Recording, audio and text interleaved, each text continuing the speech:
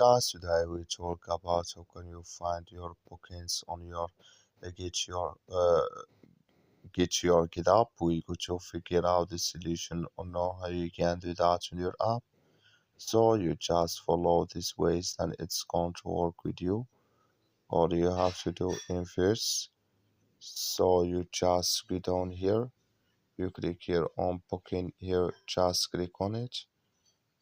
So then it's going to take you to this list. It's going to show for you like this here.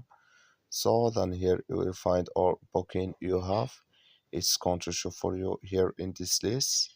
So like you see here, I have no booking yet in my list, but if you have it automatically here, you will find it here in this list on your Get app.